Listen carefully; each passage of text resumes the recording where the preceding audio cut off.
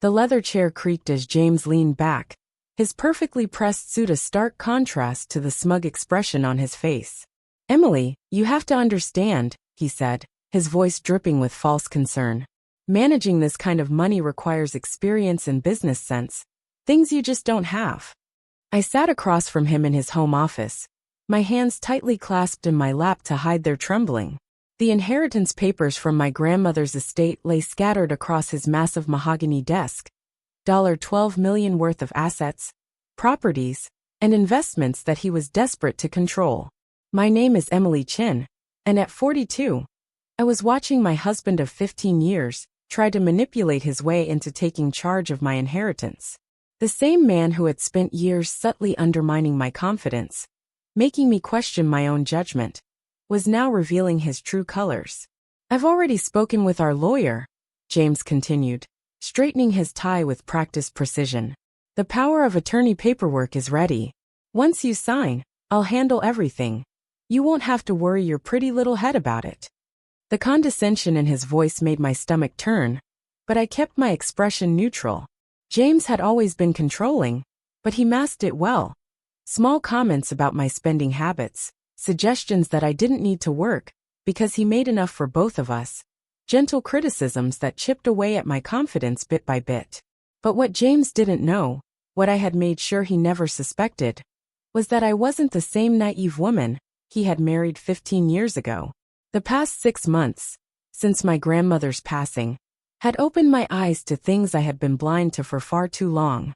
It started with a letter she had left me along with the inheritance. "My dearest Emily," she had written, "with this gift comes great responsibility, but also great opportunity. Trust yourself. You are stronger and smarter than they've led you to believe." Those words struck something deep within me. My grandmother had always seen through James's facade. Though she never openly criticized him, she spent years quietly preparing me for this moment, teaching me about investments, business, and most importantly, self-reliance. The day after I received the inheritance notice, I made an appointment with Sarah Chin, no relation, a financial advisor my grandmother had recommended. James had no idea. I scheduled the meetings during what he thought were my yoga classes. "Your grandmother was a shrewd businesswoman," Sarah told me during our first meeting. "She built this fortune from nothing, and she chose you to carry on her legacy. Not your husband, not your cousins, you."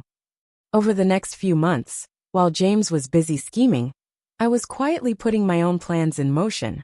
Weekly meetings with Sarah, consultations with my lawyer, not the family lawyer James had chosen, and careful documentation of every manipulative comment and action from my husband.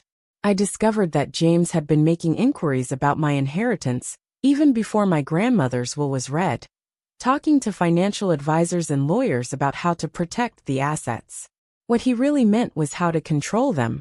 And now, sitting in his office, watching him lay out his plans as if they were already set in stone, I felt an unexpected sense of calm. The fear and self-doubt he had cultivated in me for years had been replaced by something stronger: certainty. "Are you listening, Emily?" James's sharp tone cut through my thoughts. "This is important. We need to get these papers signed before the estate is fully settled." I met his gaze, keeping my voice steady. "I heard you, James.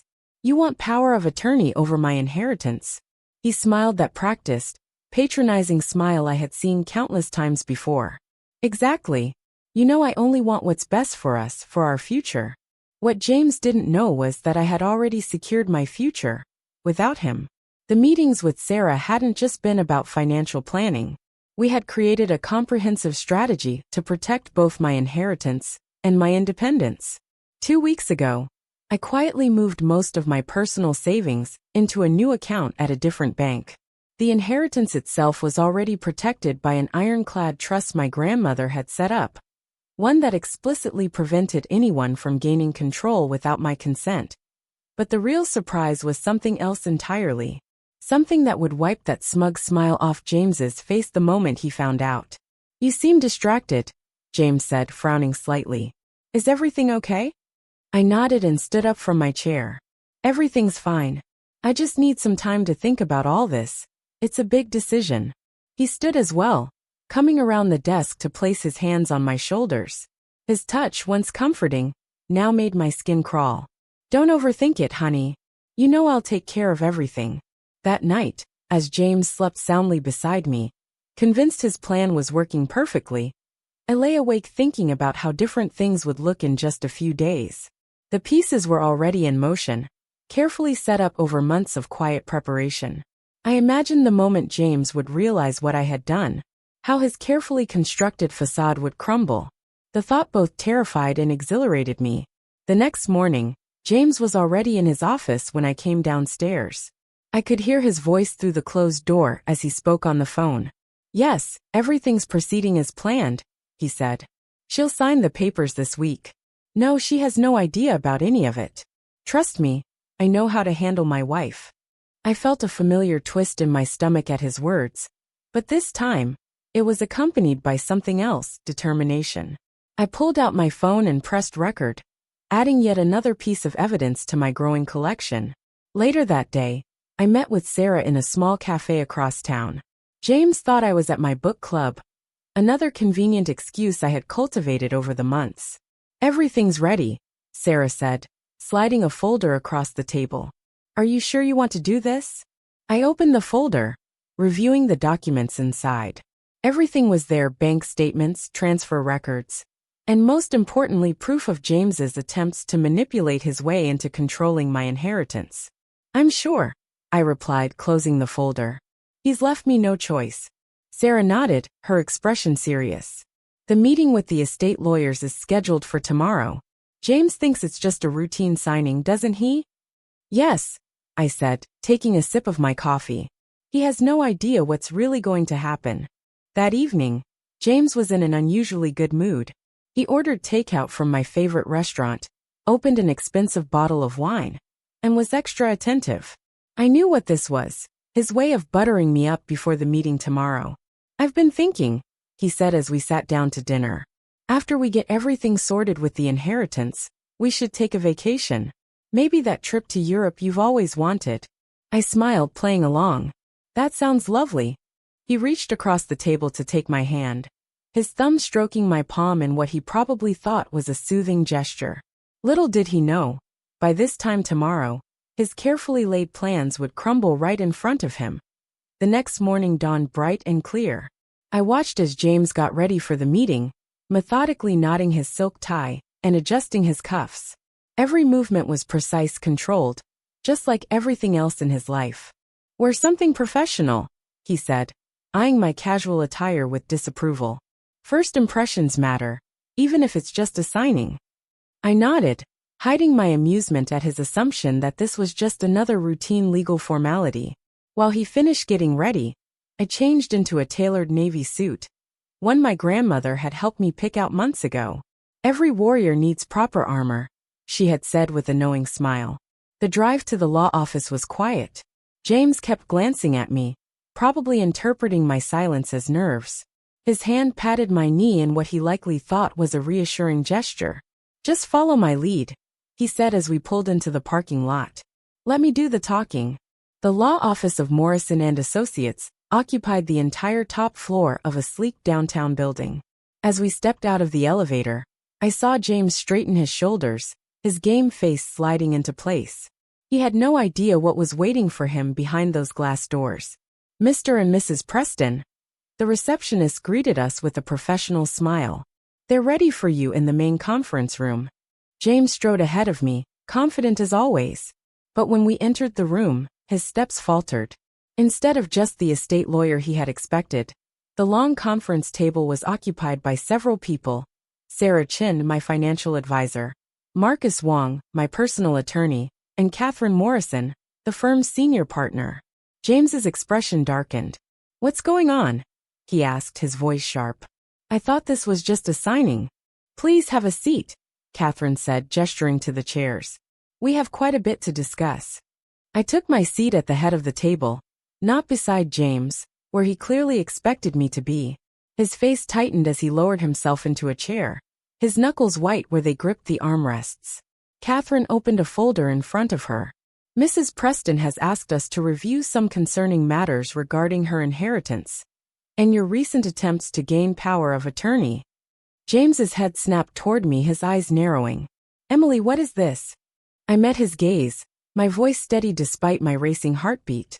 Let me explain. I leaned forward slightly. I know about everything, James. The calls to your lawyers about controlling my inheritance before my grandmother even passed away. The consultations about having me declared financially incompetent. The offshore accounts you've been preparing.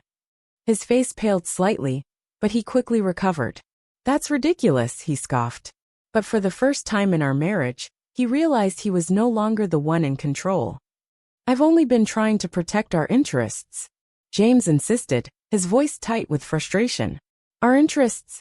Sarah Chin cut in, sliding a document across the table.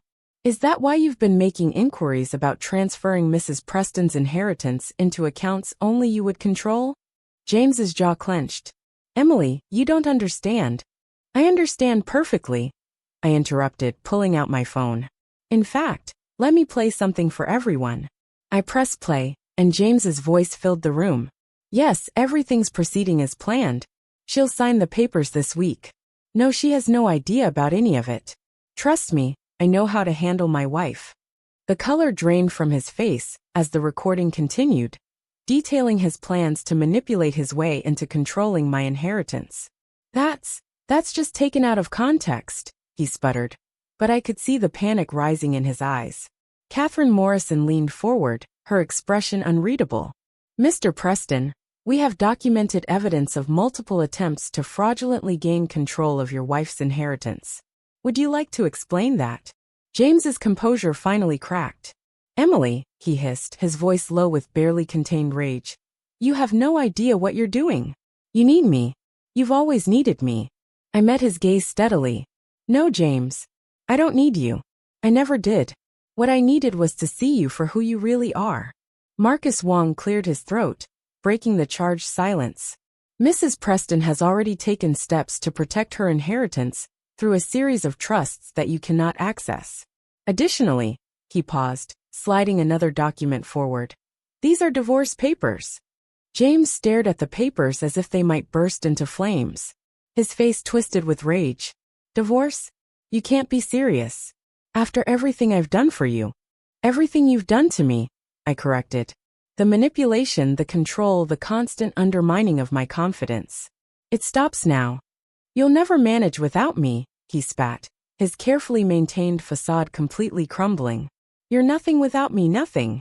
I stood, placing my hands flat on the table. That's where you're wrong, James. I'm not nothing. I'm my grandmother's granddaughter, and she taught me better than to let someone like you control my life. Sarah Chin spoke up. Mrs. Preston has demonstrated remarkable financial acumen over the past 6 months. She's already made several successful investment decisions that have increased her inheritance by 15%.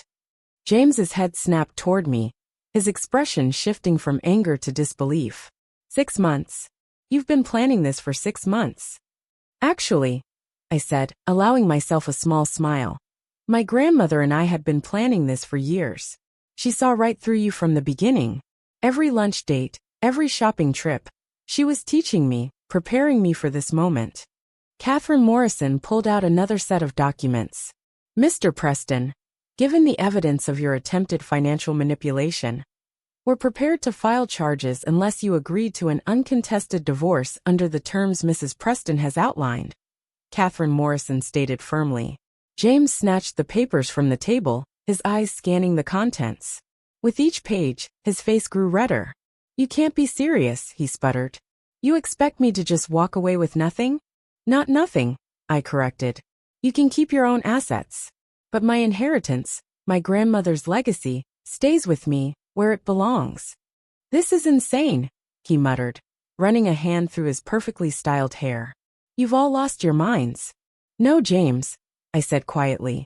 For the first time in 15 years, I'm thinking clearly. I folded my hands on the table, meeting his gaze steadily. You have until the end of the week to decide. Sign the papers and walk away, or face fraud charges. Your choice. He stood up so abruptly that his chair scraped against the floor. His lips curled into a bitter smile. You'll regret this, he sneered. You have no idea what you're doing. And then he stormed out. I watched him go. And with every step he took, I felt a weight lifting from my shoulders. The years of subtle manipulation, of doubting myself, of bending to his expectations, all of it was falling away. Catherine waited until the door closed behind him before speaking. "Are you all right, Mrs. Preston?" I took a deep breath, surprised to find that I truly was. "Yes," I said, a small smile forming. "For the first time in a very long time, I really am. A new beginning." The next few weeks were a whirlwind. Faced with overwhelming evidence, James finally signed the divorce papers. He moved out, my house now, taking only his personal belongings. I heard through mutual friends that he was telling anyone who would listen that I'd had some kind of breakdown, that I was making a huge mistake. But his words didn't hold power over me anymore. Sarah helped me take full control of my investments. And true to my grandmother's teachings, I quickly proved to be very adept at managing my own finances. The inheritance wasn't just money. It was freedom. It was independence. It was a chance to finally be myself. One evening, about a month after the confrontation, I was sorting through some old boxes when I found a photo album. Inside was a picture from my wedding day, James and me, smiling at the camera, looking perfect and polished. But what caught my eye wasn't us. It was my grandmother, in the background, watching with a knowing expression. She had seen it all coming, had prepared me for this moment long, before I even realized I needed preparing. Her inheritance wasn't just about wealth. It was about giving me the strength to stand on my own. I closed the album and walked into my home office, once James's domain, now my space. On the wall hung a photo of my grandmother and me, taken just months before she passed. Her eyes sparkled with the same determination I now felt every single day. "Thank you," I whispered to her image, "for everything." Just then, my phone buzzed with a text from Sarah, another investment opportunity to discuss. As I read through the details, I couldn't help but smile. James had been so convinced I couldn't handle money, that I couldn't make decisions, that I couldn't survive without him. But here I was, not just surviving but thriving, managing my inheritance, making my own choices, finally living life on my own terms. The future stretched before me, filled with possibilities I never could have imagined when I was caught in James's web of control. It wasn't always easy, independence never is. But it was mine, and that made all the difference.